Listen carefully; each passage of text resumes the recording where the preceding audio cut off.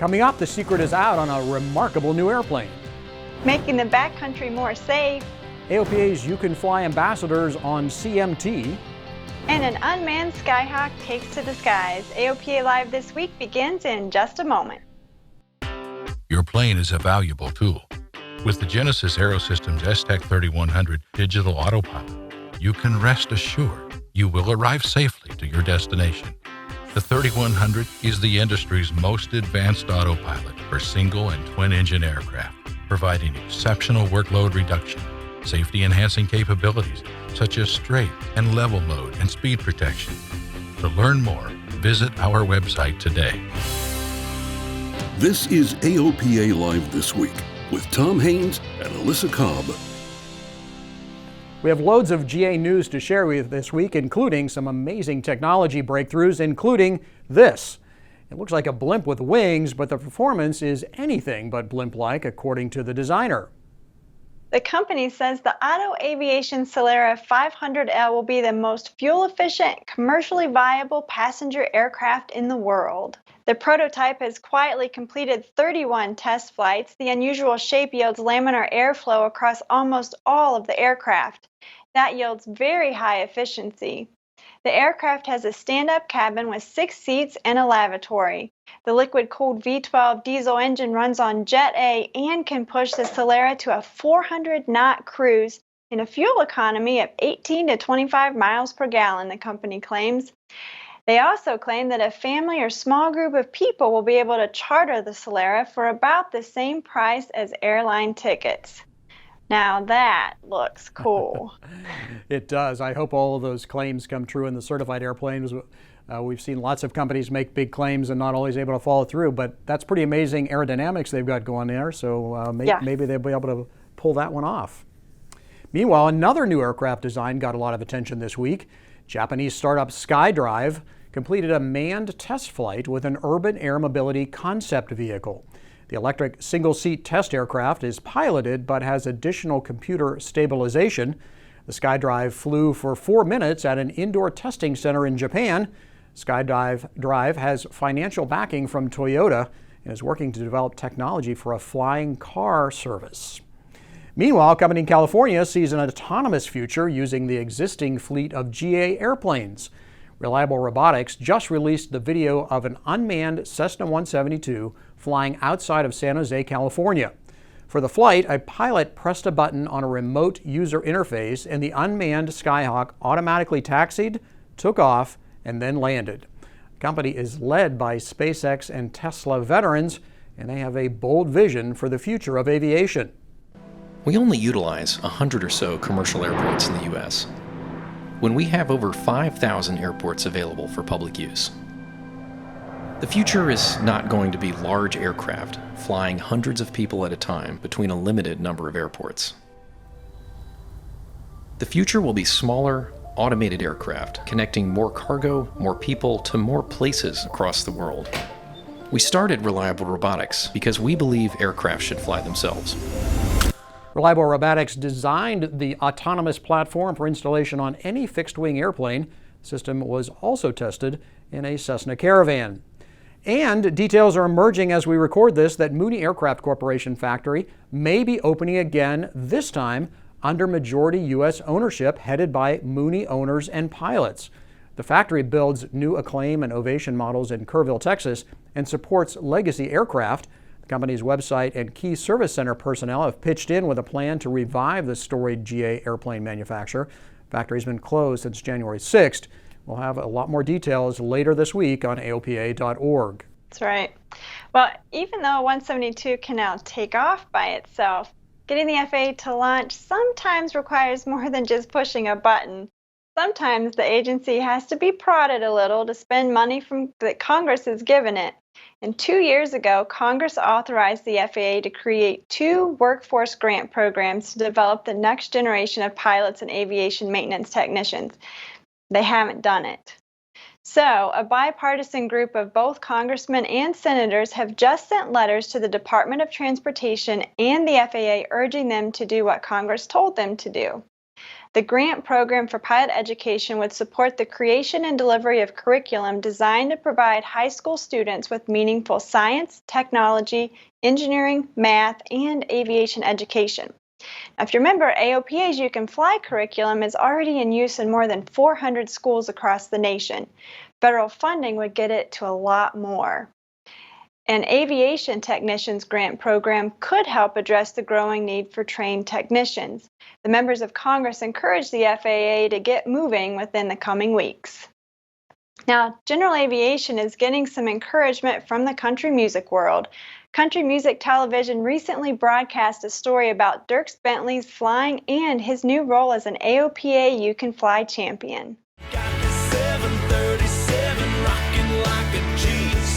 Forget all those hijinks and the drunk on a plane video. In real life, Dierks Bentley loves piloting his own plane so much that the Aircraft Owners and Pilots Association recently named him a You Can Fly champion. You're above the ground, your biggest problems are all so small, and it's a feeling that you can't find anywhere else. Now, the story has aired on CMT's Hot 20 Country Countdown. Dierks talked about why flying is so important to him, and the interviews with Dierks are from the Pilot Lounge he recorded with AOPA's Katie Pribble and aerobatics star Michael Goulian. You can find that interview on our website. Warbirds filling the skies over Hawaii this week. Aerial parades, they're being called, to mark the 75th anniversary of World War II's end.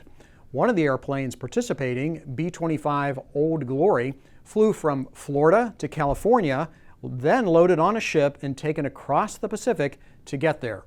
3 Legacy of Peace aerial parades marked the occasion. Of course, COVID restrictions put a damper on some of the planned public events, but the B-25 crew has been out doing publicity flights since they got to the island. You can see a replay of the closing ceremonies aboard the USS Missouri on the 75th World War II commemoration website. Well, last week, Hurricane Laura battered the Gulf Coast, leaving a path of destruction. The storm claimed at least 14 lives as it roared ashore with 150-mile-per-hour winds. In the path, general aviation airports. This NOAA satellite imagery shows extensive damage to several hangars and aircraft at Lake Charles Regional Airport. Southland Field was also severely damaged, with airplanes tossed hundreds of feet in every direction. As we mentioned in the show last week, Operation Airdrop was planning to coordinate relief flights to the affected areas. However, the roads remained open, so the organization canceled the flying relief effort. And general aviation airports are playing a vital role in continuing to battle against wildfires in California. This summer, fires have engulfed more than 1.4 million acres. Reed-Hillview Airport in San Jose is one key airport. Firefighting helicopters are using the airport as a base to reload fire retardant. This cuts travel time, allowing for a faster response to save more homes, land, and wildlife. Unfortunately, Reed-Hillview has been continually targeted by local officials who are actively planning to close the airport and develop the land.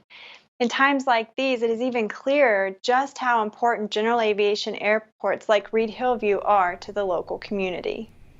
That's right. And AOPA is working to make backcountry flying safer. The rugged niche of aviation has grown in popularity over the past few years. AOPA gathered a number of influencers and stakeholders at a fly-in lodge at Smiley Creek, Idaho for a backcountry safety summit. AOPA Air Safety Institute Senior Vice President Richard McSpadden led that meeting, and ASI video producer Tyler Pangborn takes us along to sit in on the important gathering.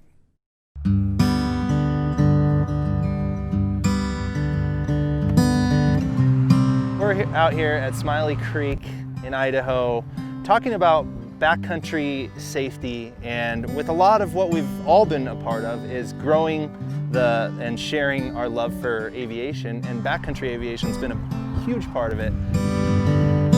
We talked a lot about safety and how to be prepared for the backcountry experience, and we kind of network and meet each other and maybe form this informal group, because I think I heard from just about everyone in here on a different accident that somebody would send me video and say, hey, did you see this or did you see that? So the fact that we can collaborate on that, I think, is a powerful thing. So that's what I'm hoping we come out of this, is a way that we can take some actions collectively, keep in touch and message with each other, and figure out how we can do this longer term.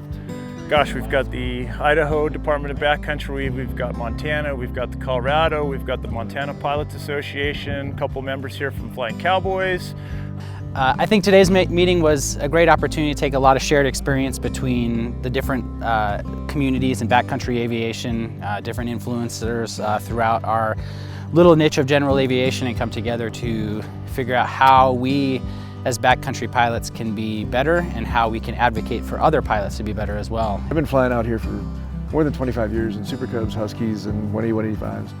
It is truly a blessing that we have this access and this uniqueness and landscape, and you know, I can't think of a better place to play, you know, with an airplane. And one of the many reasons that we want to improve safety in the backcountry, I think, is all the reasons you guys mentioned. It's bringing the right people in. We want to save lives in airplanes.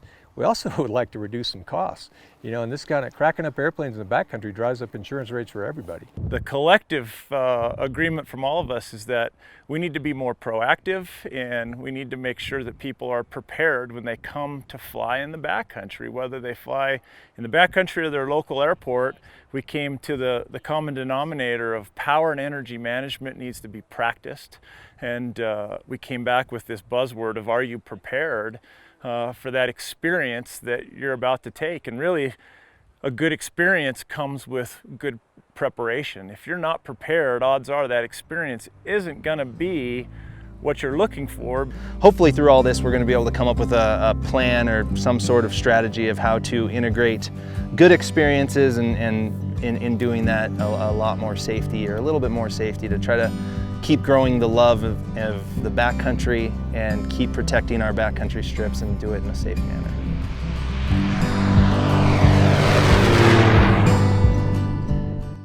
You can read more about the gathering on our website. Look for more coverage on the issue as the Air Safety Institute leads this industry effort to raise the level of safety in the backcountry. And just a reminder, you can access free safety content anytime on the AOPA Air Safety Institute website. Well, coming up after the break, a deep dive into a new Garmin box. And an update to the epic Eagle versus Eagle drama. Don't want to miss that. We'll be right back. The future of USB charging power has arrived. Introducing new, ultra-fast charging TA360 USB chargers. Unlock the power of USB power delivery PD technology. Max power. Multiple configurations. In-seat, cabin, cockpit, and galley USB power. Easy to install. Backed by the best. True Blue Power, the USB experts. Welcome back. How about this? Get your stuff delivered within 30 minutes after you order it, because you know you need that toaster this fast. That's Amazon's goal, and the online giant has taken another step toward achieving that goal. The FAA just issued Amazon a Part 135 air carrier certificate for its fleet of Prime Air drones. Now, that's an important step toward using drones to deliver packages right to your doorstep. Amazon is now the third company to get a 135 certificate for drone delivery, but nobody is yet doing deliveries except for very small test areas. And new developments in the Eagle versus Eagle saga. The Eagle drone, downed by a bald eagle in Michigan, has been recovered. This is like a Titanic sort of effort, folks. You may remember a few weeks ago we told you about the now viral story of a bald eagle attacking and destroying the Michigan Department of Environment, Great Lakes and Energy, or Eagle drone. The drone had been documenting shoreline erosion along Lake Michigan.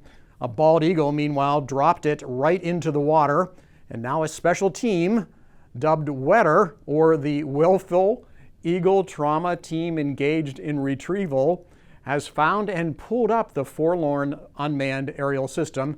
That's UAS if you like your acronyms, and we certainly do. And look at the photo of the UAS. All we can say is OMG, LOL, RIP drone. Alyssa, top that. I'm just going to leave that right there. Well, AOPA has a new podcast answering your aircraft maintenance questions. It's kind of like car talk for airplanes. Now, listeners can submit their questions, and then they'll be answered by 3 expert AMPs. It's a podcast featuring you. So what can I do beyond the usual inspection tasks to get some confidence in the structural integrity of the bat? Here's the deal. I have a really highly experienced GA friend who's got a lot of time in a lot of different airplanes. There's some good tips. Thanks very much. Hi, I'm Mike Bush. I'm Paul New. And I'm Colleen Sterling. Welcome to Ask the AMPs from AOPA. Well, submit your questions to podcast@aopa.org for a chance to get on the show. You can find Ask the AMPs on Apple Podcasts, Spotify, or Google Podcasts. The FAA has issued an emergency airworthiness directive for certain Sandia and Bendix King attitude indicators. The AD applies to the Sandia SAI 340A and the Bendix King KI 300. Under the AD, operators relying on the unit cannot fly IFR, night VFR, or with an autopilot coupled to the attitude indicator. The action comes after reports that 54 attitude indicators failed and displayed erroneous information. And Avionics just received FAA approval for their AV30C display for certificated aircraft. The mini digital display will replace the legacy vacuum-driven attitude or heading indicator mounted in a 3-inch panel slot. It will display data like primary attitude, angle of attack, density altitude, GPS navigation data, and more. It actually has 14 functions. The display can be installed in over 635 airplane models. The AV30C costs $1,995. Cirrus just got approval of the Garmin Autoland system on the SF-50 Vision Jet. Cirrus is calling it the HomeSafe Automatic Landing System. With HomeSafe, a passenger can hit the Autoland activation button if the pilot becomes incapacitated. Then the airplane automatically takes over and lands at the closest safe airport. The Vision Jet is the third airplane to get certification to use Autoland after the Dower TBM 940 and the Piper M600 SLS. So Alyssa, as you'll recall, I had a chance to fly the Cirrus Vision Jet with the Autoland system last year. And what's amazing is not just that it lands itself, but the decision making the system goes through as it makes the decision what runway to go to. It's not necessarily the closest one. It could be distant runway, but it has all the right attributes from a weather standpoint, runway length, crosswind component, and all that. So it's pretty amazing. Combine that on the SF-50, particular with the parachute, and it really provides a very high level of safety for that airplane. Yeah, it's just amazing what's been done with technology. And advancements like Autoland just show how quickly avionics are getting better and more affordable. One example is the Garmin GPS 175. It is the simplest and cheapest way to equip your airplane for the IFR use using Garmin avionics. The GPS 175 offers WAAS GPS navigation with LPV approaches. AOPA Editor-at-Large Dave Hirschman recently installed one in his RV4 and took it out for an IFR flight. Project Airport Information Charlie 1247 Zulu, wind calm, visibility 5, mist, ceiling 600 overcast, temperature 2.19er, altimeter 3009er. So 600 feet, good visibility underneath. Not the typical day a person would be flying a sport plane, but well within the capabilities of this airplane with the new IFR GPS. You know, I'm really enjoying the process of getting to know this tremendously capable, tiny little IFR certified WAAS GPS 175.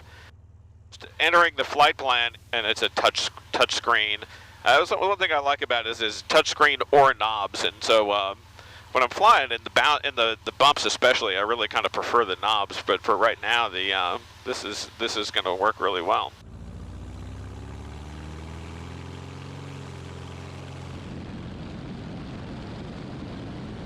Okay, let's go ahead and turn the autopilot on.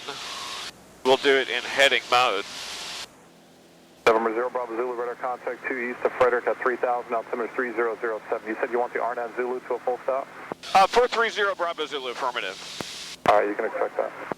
Okay, it's the flight plan is loaded and activated. I tend to use the flight plan page on the GPS and the moving map on the MFD PFD. November 0 Bravo Zulu, turn left heading 050. We're being vectored for the approach. I'm going to go ahead and activate the approach. We're just kind of on a big left downwind for the runway. The outside air temperature is 20 degrees Celsius, so no concerns about icing this morning. November 0 Bravo Zulu, turn left heading 320.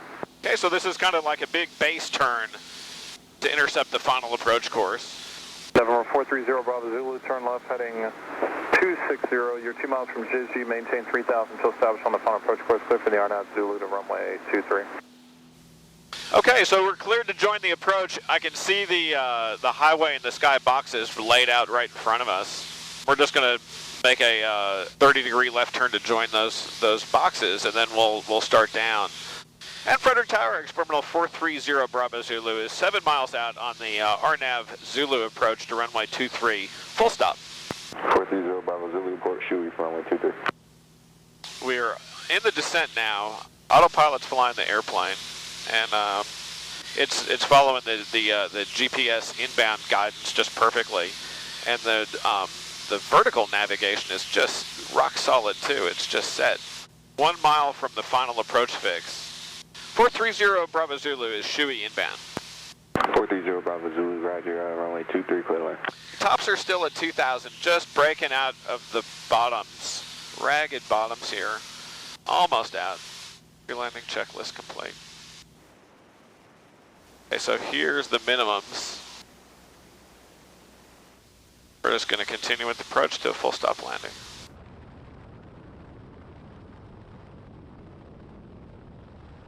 Okay, so this IFR GPS, this tiny little GPS, it's it fits in this minimalist panel, and yet it just transforms the utility of the airplane. It makes it into a real traveler instead of just a local area flyer with a few big trips on nice days. Dave Hirschman, AOPA Live. The GPS 175 costs just under $5,000. It uses a similar interface to the popular Garmin GTN series, but uses solely GPS navigation.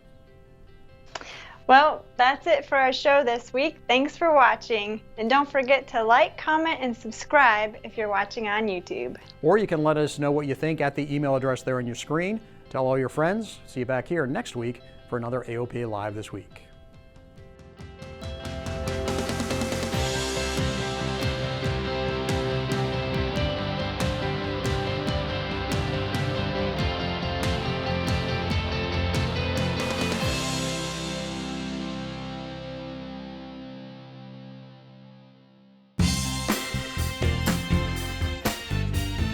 My name's Tom Rao. I've got about 18,000 hours total time as a pilot. There's certain things that you can see with an onboard radar, and there's certain things you can't see. And the nice thing about SiriusXM's weather product is that it adds another layer of safety, which really plays into the aeronautical decision-making process for me. It allows me to get a more strategic, big picture when I'm going to go 700 or 800 miles. Just facilitates decision-making on a long-range spectrum. The SiriusXM weather features that I engage in the airplane, of course there's a selection. The wind feature and the ability to work out route changes with center to take advantage of the wind is sort of a carryover from my airline days or in the Navy when we always felt like we didn't have enough gas. So being able to make gas literally by shortening the segment length, the wind feature it's invaluable. The number of dollars saved as a result, I just don't think I can calculate it.